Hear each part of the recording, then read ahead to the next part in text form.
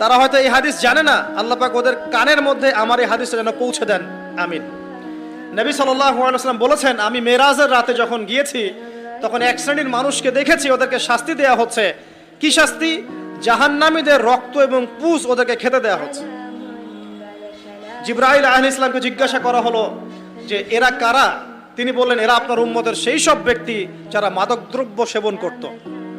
আল্লাহ রাব্বুল আলামিন তার হাবিবের মাধ্যমে জানিয়েছেন, যখন কোনো মুসলিম মাদক সেবন করে বা কোনো ব্যক্তি মাদক সেবন করে তখন 40 দিন তার নামাজ কবুল হয় না।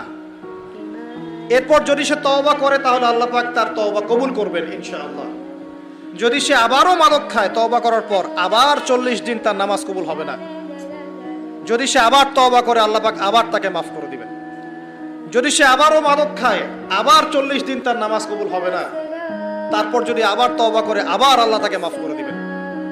এরপরেও যদি সে আবার মাদক দ্রব্য সেবন করে, নবী সাল্লাল্লাহু আলাইহি ওয়াসাল্লাম বলছেন তাকে আল্লাহ রাব্বুল আলামিন পরকালে মৃত্যুর পরে তিনাতুল খাবাল পান করাবেন। তিনাতুল খাবাল। জিজ্ঞাসা করা হল, ইয়া রাসূলুল্লাহ, তিনাতুল খাবাল কি জিনিস? নবী সাল্লাল্লাহু আলাইহি ওয়াসাল্লাম উত্তর দিচ্ছেন, এটা হচ্ছে জাহান্নামীদের রক্ত, মাংস, এগুলো পুড়ে পচে যে রসটা বের হবে, এটা হচ্ছে তিনাতুল খাবাল।